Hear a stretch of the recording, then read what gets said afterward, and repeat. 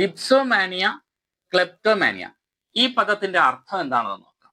അപ്പൊ ഈ രണ്ട് പദത്തിലും കോമൺ ആയിട്ട് മാനിയ എന്ന് പറയുന്ന പദമുണ്ട്. അപ്പൊ മാനിയ എന്ന വാക്കിന്റെ അർത്ഥം അതിയായ ആഗ്രഹം, എ സ്ട്രോങ് ഡിസയർ എന്നാണ്. അപ്പൊ മാനിയ എന്ന് പറഞ്ഞാൽ അതിയായ ആഗ്രഹം, a strong desire.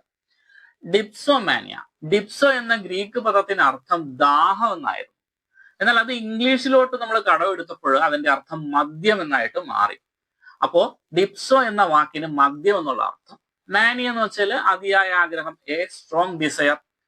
And uncontrollable craving for alcohol. Craving എന്ന് വെച്ചാൽ എ സ്ട്രോങ് ഡിസയർ എന്നാണ്. നിയന്ത്രിക്കാൻ കഴിയാത്ത അതിയായ ആഗ്രഹം. എന്തിനോട്? ഫോർ ആൽക്കഹോൾ, മദ്യത്തോട്. ഇതിന് നമ്മൾ മലയാളത്തിൽ മദ്യാസക്തി എന്ന് പറയാം.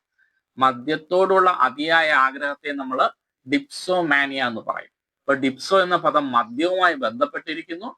And uncontrollable craving for alcohol, മദ്യത്തോടുള്ള അതിയായ ആഗ്രഹം അല്ലെങ്കിൽ മദ്യാസക്തി നമ്മൾ ഡിപ്സോമാനിയ എന്ന പദം കൊണ്ട് സൂചിപ്പിക്കും. ക്ലെപ്റ്റോമാനിയ, മാനിയ എന്ന് പറഞ്ഞാൽ അതിയായ ആഗ്രഹം.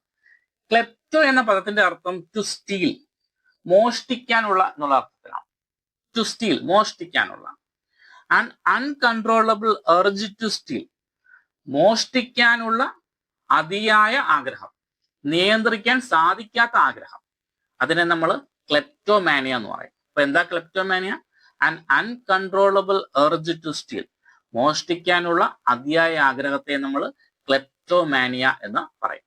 ഡിപ്സോ എന്ന റൂട്ട് പദത്തിന്റെ അർത്ഥം മദ്യം എന്നാണ്. ക്ലെപ്റ്റോ എന്ന റൂട്ട് പദത്തിന്റെ അർത്ഥം ടു സ്റ്റീൽ, മോഷ്ടിക്കുക എന്നാണ്. ഡിപ്സോമാനിയ, ക്ലെപ്റ്റോമാനിയ, ഈ രണ്ട് പദത്തിന്റെ അർത്ഥം മനസ്സിലായെന്ന് വിശ്വസിക്കുന്നു. ഇതുപോലുള്ള കൂടുതൽ ക്ലാസ്സുകൾക്കായി ചാനൽ ചെക്ക് ഔട്ട് ചെയ്യുക. Thank you for watching.